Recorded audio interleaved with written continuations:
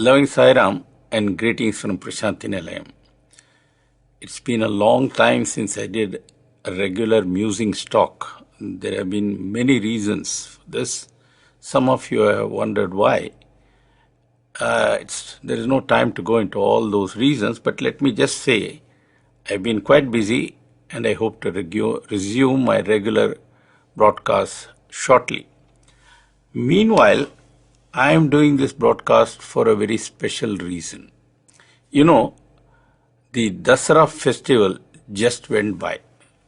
There is plenty of folklore and there are many stories about the meaning of Dasara, about the significance of Dasara and so on. I shall skip all that.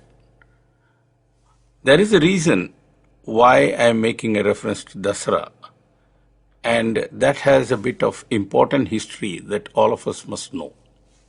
Specifically, I wish to recall today the Dasara of 1997. That year, Dasara fell on the 11th of October, and something very important happened that afternoon. What was that? That is what I am going to tell you now.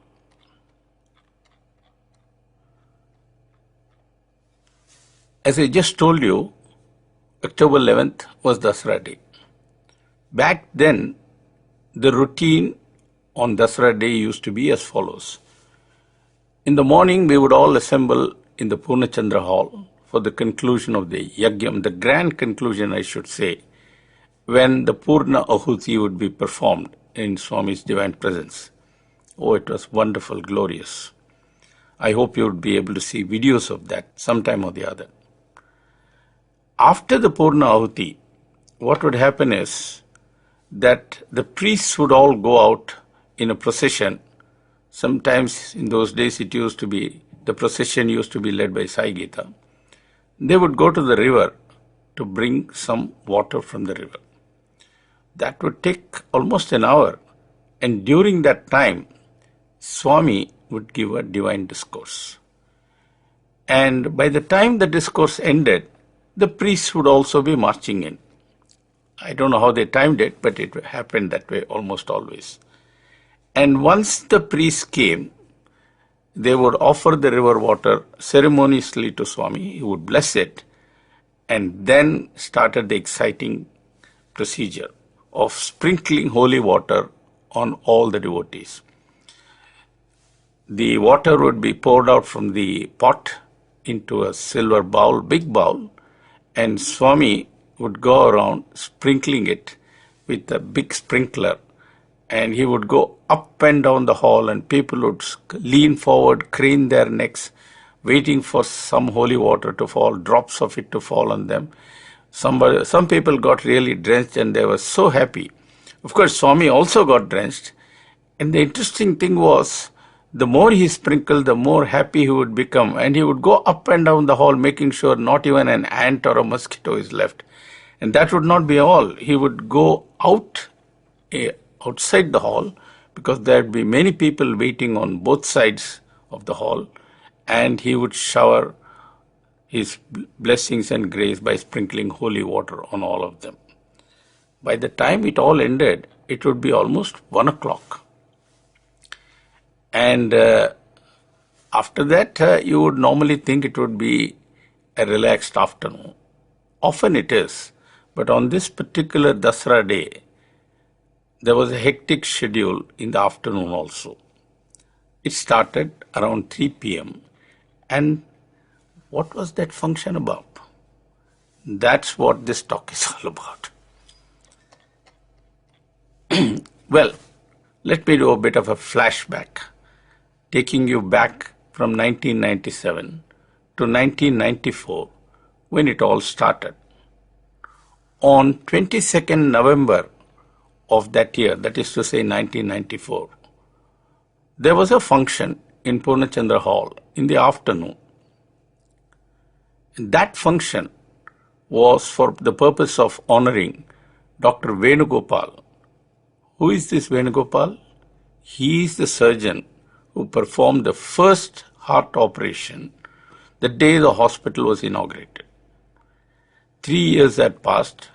Dr. Venugopal had done yeoman service to Swami's hospital, and Bhagwan wanted to bless him and publicly honor him. That is why this function was arranged in the Purnachandra Hall. The then Prime Minister of India, Mr. P.V. Narasimha Rao, who by the way was the person who inaugurated the hospital 3 years earlier, he was invited to be present on this occasion as the chief guest. Now Dr. Venugopal was duly honored, and after that the Prime Minister gave a speech. That was of course normal. And finally came Swami's discourse. That also was normal. He of course spoke about the hospital, about Dr. Venugopal's contributions and all that. But then suddenly he injected a new note. Turning to the Prime Minister, Swami said, "This area is an arid region." An arid region means a place which is almost like a desert. It gets very little rainfall. And Swami said, this place, this region, Rayalaseema, has been suffering without proper drinking water facilities for a long, long time. Nobody has done anything about it. It's time that somebody did something. And then Swami said very significantly, if the government comes forward to start a project, we in the Satya Sai Central Trust would not be far behind, and we are ready to extend any help that the government may want. Now that was the direct appeal to the Prime Minister. After that the function was over, the Prime Minister left, and now the question is, what happened? Well, in Delhi nothing happened. Very little happens there anyway. And over here, Swami was waiting for a response.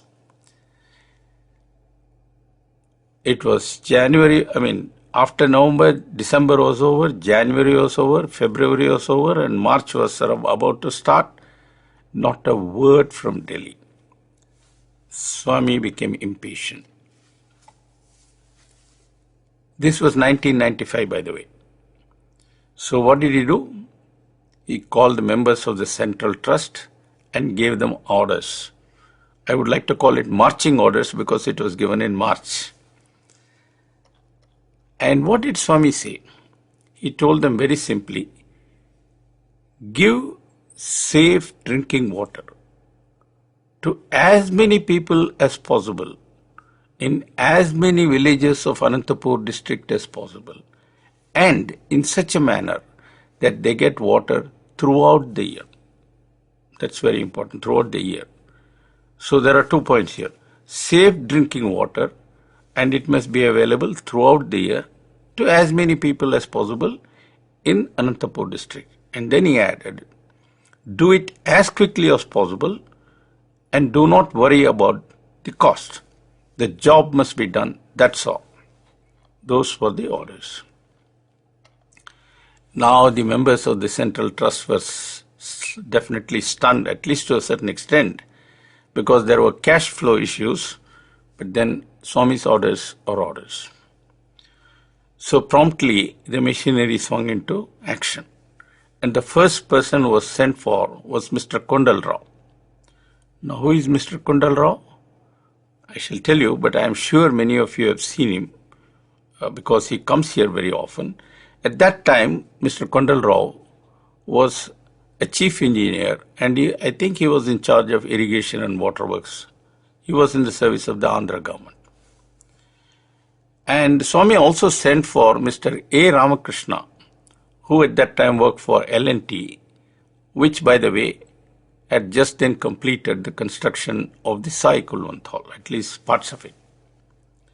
So these two people were called, and they were told that a water project, drinking water project, had to be done for the Anantapur district, and it had to start almost immediately. Go ahead, look around, and give me a plan. That was Swami's order. Now, Kondal Rao and Mr. Ramakrishna, Mr. Kondal Rao and Mr. Ramakrishna, then went and met the state government. After all, you have to take their permission. It is their land. And started scouting around for sources of water around which they could build their water project. Now here you must pay careful attention. Swami had said safe drinking water. What's the meaning of that word? You see, normally till that time, people were drawing water from the ground. That is to say, they were drawing groundwater for purposes of drinking. Well, that's what people do in most places. But here in Anantapur district, there was a problem with groundwater. And that problem was the presence of excessive fluorine.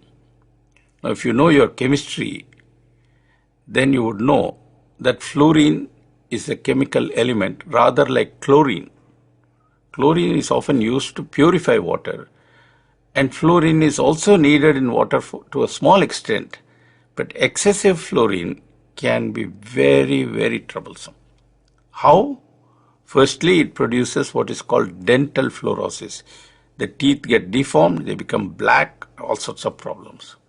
But more dangerous and troublesome is what is called skeletal fluorosis. Skeletal fluorosis means the bones get horribly deformed. It's really frightening to see those people. And all their life they walk around with completely bent bones. Walking is a torture. Some people can't even walk. They have to drag themselves. And thirdly, rheumatic arthritis. All these problems are widely prevalent, and Swami was aware of that. So that is why he insisted on safe drinking water, which in simple words means water without fluorine. So Mr. Ramakrishna and Mr. Kondal Rao went around all over the district and tried to locate places where they could get water with very little fluorine. What do you mean by water with very little fluorine? Well, rainwater doesn't come, it comes from above, it doesn't come from below, therefore it doesn't have any fluorine. So what they did was they went around looking for places where they could draw rainwater. Now you may say rainwater is available only when there is rain. True. But then rainwater flows through rivers, and river waters can be dammed, and from the dams there are canals and so on and so forth. And even if there is no rain, there is subsoil water in the river beds. So they went around looking for irrigation dams, irrigation canals, and river beds where there was good subsoil water. And it is around these places that they planned all their drinking water projects. Head source. In brief, they adopted 3 strategies. Strategy number 1 was to draw water from an irrigation canal, and this you can do only during the season when there is water in the canal. They release water for irrigation in the canal periodically, not always.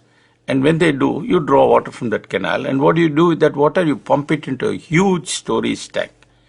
And from there you draw water whenever you need, filter it and distribute it. So in scheme 1, water was drawn from an irrigation canal, stored in a summer storage tank as it was called, and then distributed to the villages. Scheme 2, there was one small dam across a riverbed and a canal system that was called PABR. It stands for Penna Ahobilam Balancing Reservoir. That's the name. And they decided that since some water is stored there, water could be drawn from there, purified and distributed. So this was scheme 2. Scheme 3 was to draw water from the bed of a river. You know this Chitravati river that flows past Puttaparthi? We all think that it disappears somewhere into the Bukkapatnam tank. No, actually it goes all the way to Kadapa and joins Penna river. If you see a map, you can find it. I didn't know that. I thought it ended in Bukkapatnam. It does not. And somewhere in that Chitravati river at the border of Kadapa district, Mr. Ramakrishna and Kondal Rao decided to sink infiltration wells because there was a good supply of subsoil water, fluorine free. So there were these 3 schemes, and based on this they decided to execute the water project. The basic idea is draw water from these places and distribute it to as many villages as possible. But there was another problem, and that problem was that the elevation in Anantapur district is not flat. There are lots of hills and valleys, and the north, which is where the water is, happens to be at a slightly lower level than the south, which is at a much higher level. And it's therefore, if you want to bring water from the north to the south, it means you have to pump against gravity. And that was a bit of a problem. It costs energy, it means more work, it means pumping stations, all sorts of things. Nevertheless, it had to be done. Those were Swami's orders, and they decided to do it. So they prepared a plan, submitted to Swami, and waited for his approval. Now, you might not have understood all that I said, but you don't worry. The details are quite interesting, and when this talk is published in our website as a transcript, all those graphics would be presented, and you can really understand what I am saying now. Let me move on. Once the report was presented to Swami, Bhagavan approved it and said, go ahead, start immediately. And work was started at several sectors simultaneously, and not as is normally done, one thing at a time. Swami did not believe in one thing at a time. If work has to be done, do it. And if you can do it in all places simultaneously, go ahead and do it. I want it finished as quickly as possible.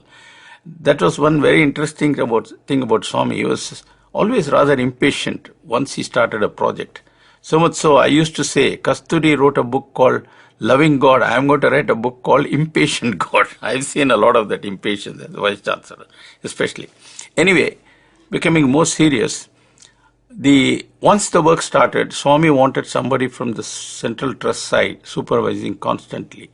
That is something he always did. If he started a project and he gave the contract to a company, he wanted somebody from his side to see the work in progress constantly and report to him as frequently as possible, preferably daily.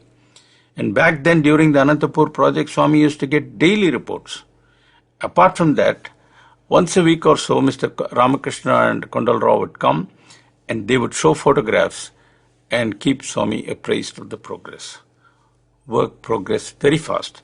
And once Swami was so keen to see it, he was actually taken in a plane, small plane belonging to L&T. It took off from Puttaparthi airport. Swami was away for 3 hours. He flew all over the construction sites and came back.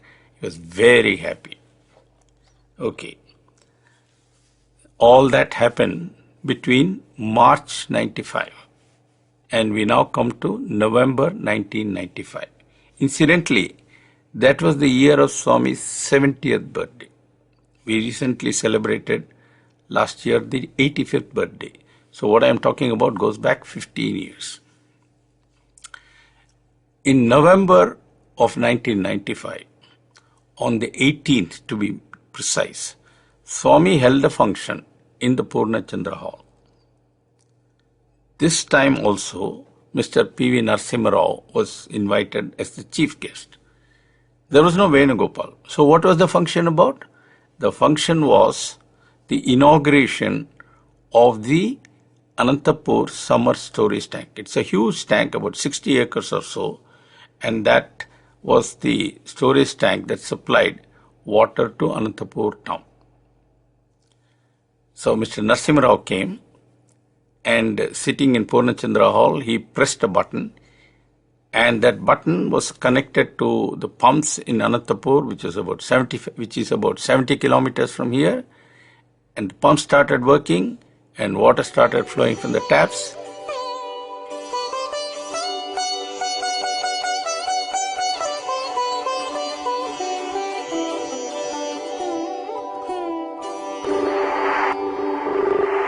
The pumps and motors are on.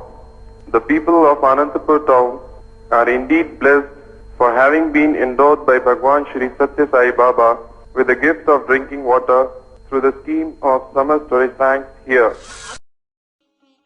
This Anantapur district, basing on the statistics available, it is the district where there is low rainfall. At several of the places, the water is not fit for drinking purposes as it is polluted. I know this district very well. I know every village.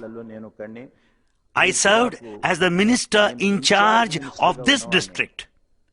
It is very difficult to work here because of many inconveniences. And today, this district has taken a new form altogether. This district is known for the shortage of water, non-availability of drinking water, and today there is water supply. This is all the proof of Bhagwan's grace. We tell everybody, we declare that this is because of Bhagwan's grace we have drinking water today. It amounts to our fortune and good luck. Just 9 months after he gave the order go. You know, in those 9 months, about 80% of the Anantapur drinking water project, which is a massive project by the way, had been completed. Now the project had so many aspects to it that a lot of people got chance to inaugurate bits and pieces of it. While the Prime Minister got a small piece of the action, the President of India got most of the action, and that happened on birthday, Swami's 70th birthday, in the Hillview Stadium in public view. It was a gala function, and if I remember correct, Swami was in a white robe. The President was there, and the current Prime Minister, by the way, also was there. He had come for delivering the convocation address on the previous day. So Dr. Manmohan Singh, the future Prime Minister, and at that time he was the Finance Minister, he was there. And Dr. Shankar Dayal Sharma, who was the President of India, was also there. Shankar Dayal Sharma, for those of you who do not know, was a devotee from a very long time. And he used to come to Swami regularly from the time he was first appointed Governor of Andhra Pradesh. That means all he had to do was to come from Hyderabad to Puttaparthi. Of course, there was no airport in those days, but he did not mind. He drove down or came by train, and he used to come to Swami often. Then he was made the Vice President. He came again often. And when he was made President, the first thing he did was to go to Tirupati, get his head shaved, and promptly showed up with a shaved head in the Purnachandra Hall. It was a very sudden visit. He was thus a frequent visitor to this place, and he simply was thrilled to have the opportunity to inaugurate the entire Anantapur drinking water project. Of course, only 80% had been completed, but then that's more than 50%, so you can say it was almost done. Normally, after inauguration, the tempo slackens and projects sort of drag on and on and on, but not in Swami's case. He sat tight and made sure the project was completed. The project was completed by about March 1996. 1 year. In 1 year, the entire drinking water project was completed. Massive project. I'll give the statistics shortly. So what did he do afterwards? Did he hand over the project to the government? No. He said, we must test the system.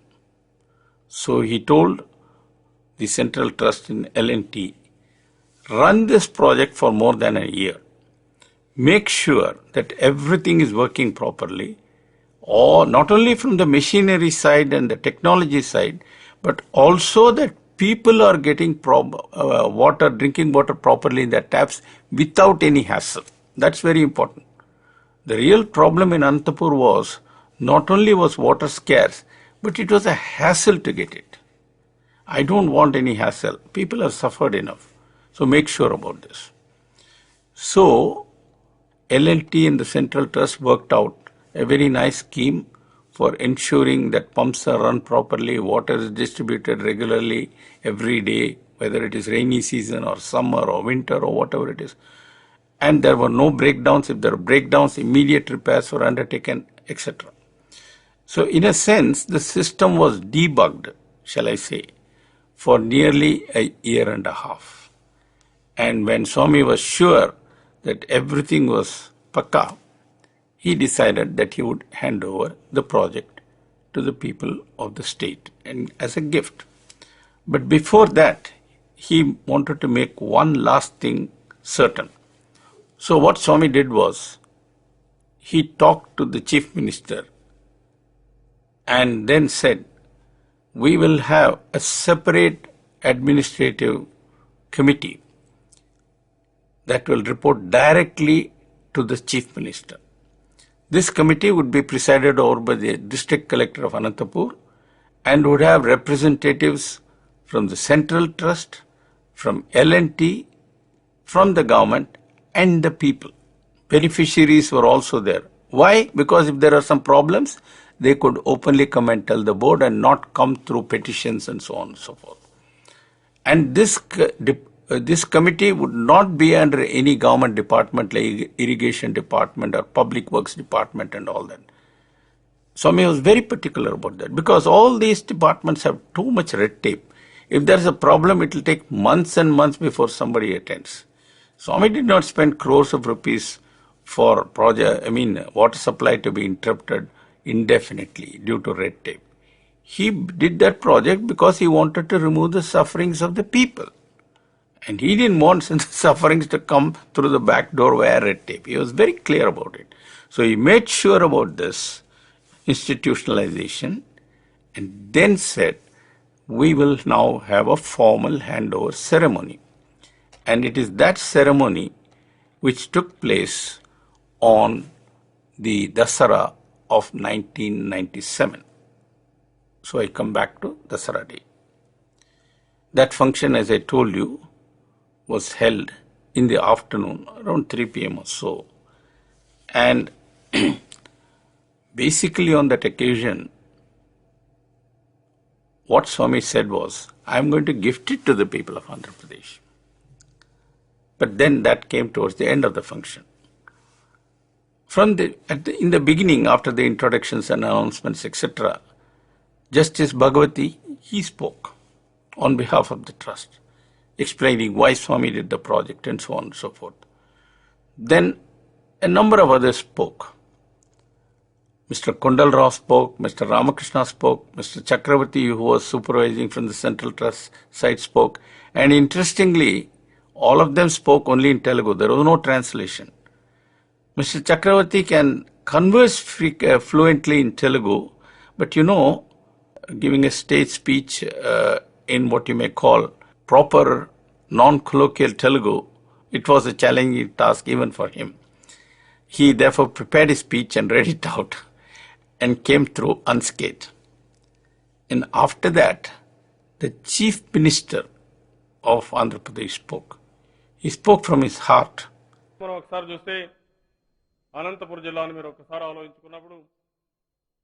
The people of Anantapur district have been facing severe difficulties with regard to drinking water. Swami has solved this problem in record time, what others elsewhere could not have accomplished in the same duration. This project was started in March 1995. Since then, spending 310 crores, water has been provided to 731 villages, covering a population of nearly 1 million, by laying 750 kilometers of main trunk pipelines and 1,750 kilometers of branch lines, by building 260 overhead reservoirs and 124 ground-level reservoirs, constructing 40 booster stations and 7 summer storage tanks, and digging 280 bore wells. All this work ought to have been done by the state and the central governments. But it was done single-handed by Bhagwan Baba.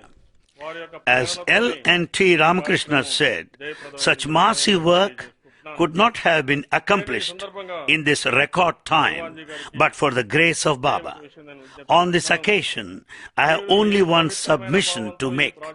The state government will maintain this project in the same sacred spirit in which this project was started and completed. This is my public promise to you, Bhagwan Baba. Basically, what he said was the following. All this work ought to have been done by the government. The government failed to do it, and Swami has done it. That is what he said. He openly admitted it. He was not shy about it. He was sad about it. He was sorry about it. He was also a bit ashamed about it. But he was grateful that Swami did what the government ought to have done and failed to. And Swami spoke last, as always. And he made a very important point.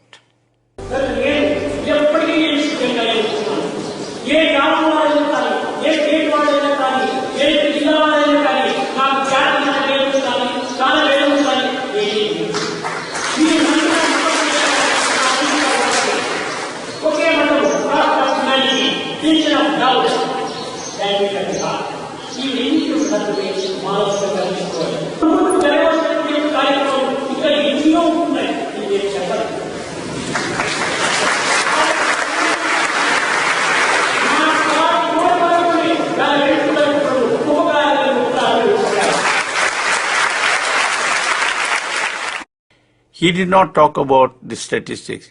He did not say in this project, 2,500 kilometers of pipes are laid. All that he left to others. He said, I did this project because I wanted to remove the suffering of people. No one had attempted to do it. I could not see the people suffer, continue to suffer. So I intervened and I have done it. I have done it. Now I am giving it to you people with my blessings.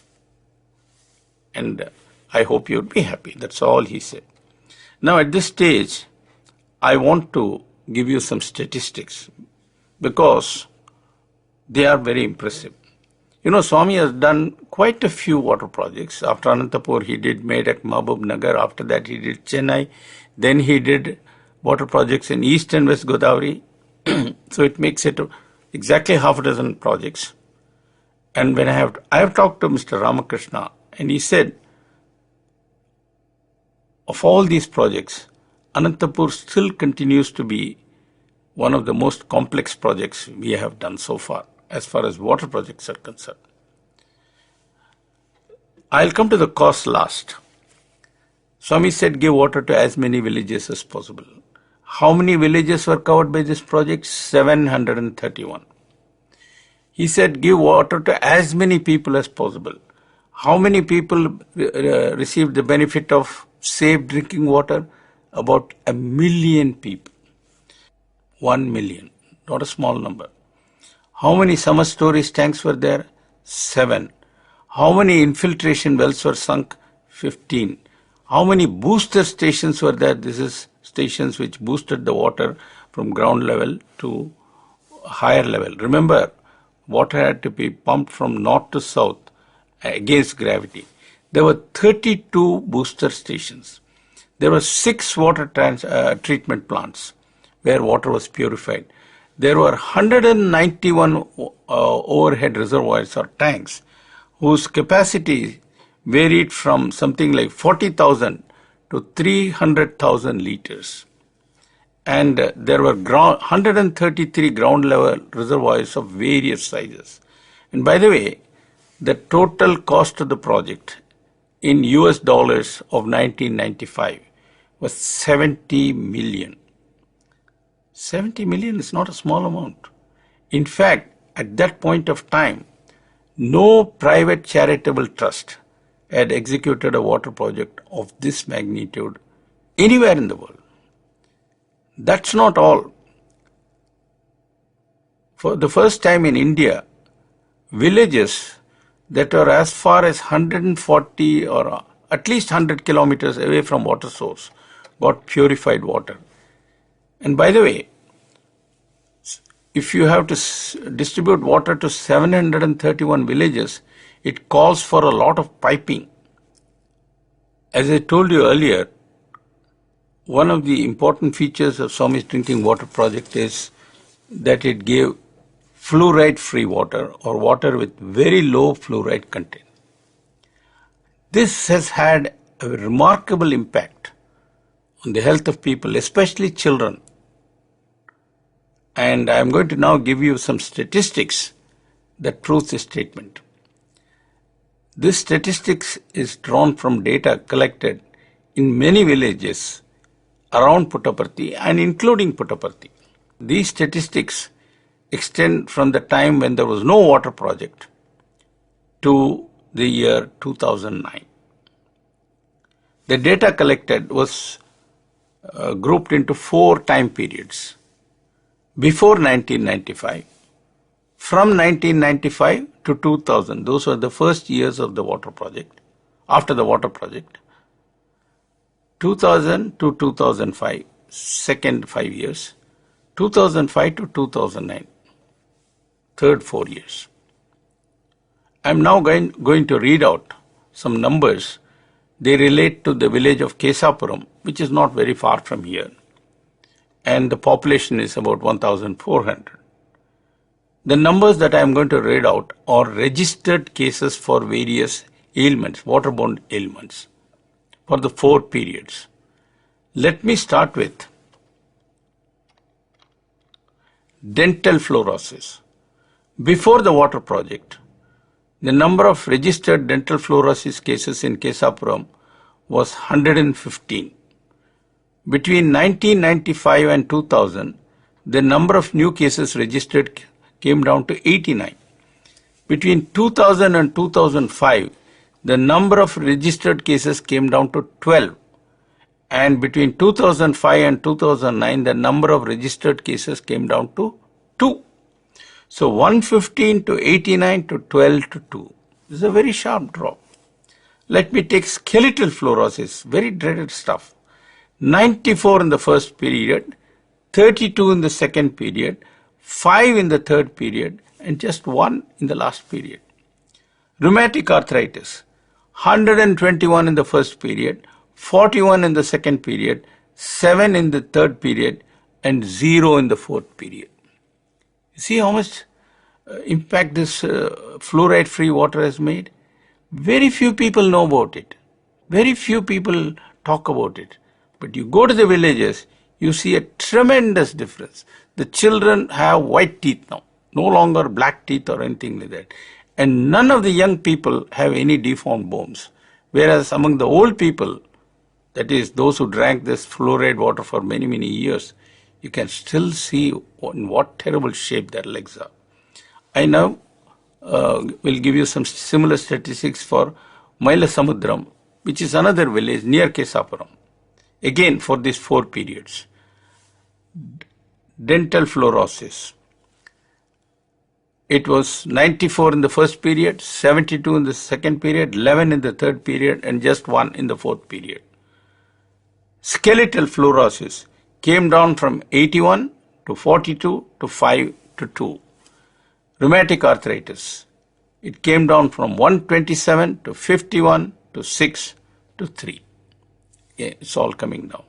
This is the last set of statistics. This relates to a very small village called Kanisettipalli with a population of just 400. As far as dental fluorosis was concerned, in the first period it was 24, then it became 18, it became 3, and it's now 0. Skeletal fluorosis fell from 22 to 12 to 2 to 0, and rheumatic arthritis came down from 78 to 21 to 2 to just 1. So you see, tremendous impact has been made. It's not just that people get drinking water. The quality of water has also made a big difference. I shall now give you the statistics for a small village called Kanisettipalli with a population of around 400. In this case, before the water project started, the number of registered cases of dental fluorosis was 24. in the first 5 years after the water project was completed, the number came down from 24 to 18. It then came down to 3 in the next 5 years and as 0 in the last 4 years, 2005 to 2009. As far as skeletal fluorosis, the decline has been as follows: 22 to 12 to 2 to 0. And as far as rheumatic arthritis is concerned, it came down from 78 to 21 to 2 to 1. There are a number of other waterborne diseases. I have not talked about them, like typhoid, gastroenteritis, diarrhea, and all that. Numbers are also available, but I don't want to tax you with the numbers. The essential point is, Swami not only quenched the thirst of the people, but made sure that their health also improved. In fact, if you go to these villages now, which I have done during Gram Seva, you will find that the children all have white teeth, no more deformed teeth, black teeth, screwed up, what you call distorted teeth and things like that. That's all gone. And the children all walk very nicely, firmly, with straight legs, no more bent legs. Of course, the old people still struggle with their problems, but there is no more incidence of all these unfortunate ailments. This is something that very few people know, including in Puttaparthi. Even Puttaparthi used to have a big fluoride problem. People have forgotten that. We have taken Swami's water so much for granted, we don't know what a remarkable difference it has made to us. By the way, if you don't mind, I would like to read out something from an obituary that appeared in the Telegraph of London on 25th of April of this year, the day following Swami's Mahasamadhi. This is what that obituary says in part, and I shall quote it now. The most extravagant display of his largesse was the Rayalaseema water project inaugurated on his 70th birthday, which provided water to more than 750 villages and several towns in Andhra Pradesh. Now, the reason why I am quoting this sentence is the following. Let's focus on the two words extravagant and largesse. I looked up the dictionary, and the word extravagant means irregular, excessive, wasteful. So according to the Telegraph, the money that Swami spent on the water project, giving water to thirsty people in Anantapur district, was excessive, irregular, and wasteful. That's not all. The word largesse, in the dictionary, this is what they say: liberality in bestowing gifts, especially in a lofty or condescending manner. So, Swami gave the gift of the water project in a condescending manner. I wish these people would come and see how difficult it was for people to go and fetch water from distant places in the hot sun. Most of this water was carried by women. You will see a photograph in our website when this talk is published as an article of how difficult people found it to get water. And when Swami did something for these people, it is an extravagant display of largesse. People read these things and form all kinds of opinions. And those opinions spread because rumor, gossip, untruth spreads very fast. That's one of the reasons why I have chosen to revisit that project using the excuse of Dasara. It's time for me to wrap up this talk, and I would like to make a few concluding remarks. Firstly, I would like to again stress that Swami's water project brought drinking water, safe drinking water to many villages that are quite far away from the source at which the water is drawn. Now, you may not believe me, but next time you come to Puttaparthi, please go to the Hanuman temple. It's very near Pathamandiram, where Swami used to stay before he moved into this mandiram here in Prasantinali. Near Hanuman temple, there is a huge tank. That tank brings Sai water to Puttaparthi from about 100 kilometers away. Sai water is supplied in the ashram also. And therefore it is important that none of us waste water in the ashram. That applies to people like me who are residents here, and that also applies to people like you who come occasionally. As Swami often said, don't waste money, money is God. I would say don't waste water, especially Sai water, because it's very costly. And because it was given by God, it is doubly costly and invaluable. Now, there's one point which he did not mention. I told you the cost was $70 million. But there's one point I did not mention, and I would like to make a brief reference to it before I close. And that is the following. People think Swami had plenty of money. It's not true. Swami always had cash flow problems, but he kept quiet about it. In fact, during this Anantapur drinking water project construction, at one stage, he had to mortgage a part of the property in Vrindavan to raise cash as a loan from a bank. Can you imagine that? You may ask, why did God do that? That's a different story. I shall come to that at some other time. I shall deal with that problem. There is a reason for it. But the fact of the matter is, Swami did have cash flow problems, but that did not stop him from he did not stop the project. That did not stop him from continuing to execute the project. Hollywood or bust, I will do it. That's how once Swami made a resolution or a determination or a sankalpa, as he used to say, it was a very firm determination, or Vajra Sankalpa, as he used to say. After that, there was no stopping him.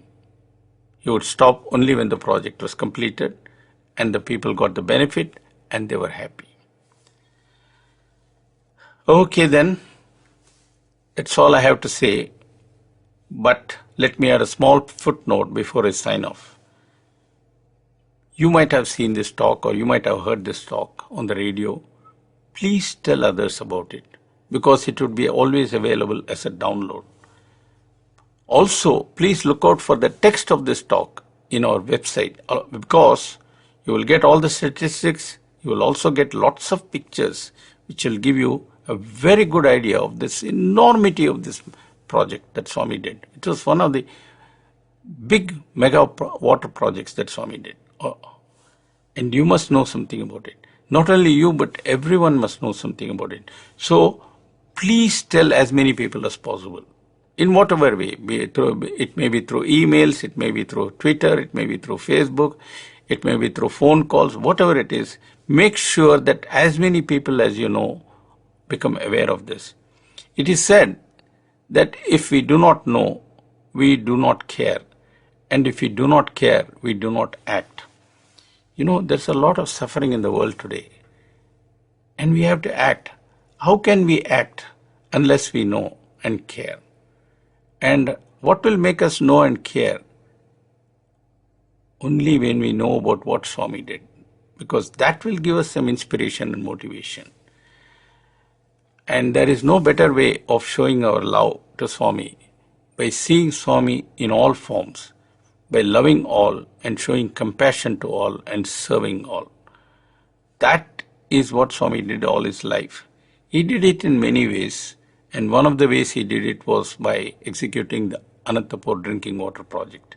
And today, as we have just crossed Dasara, I wanted to go back in time and remind you of Dasara of 1997, when this project was completed, tested, and gifted by Swami to the people of this state. Thank you and Jai Sai Ram.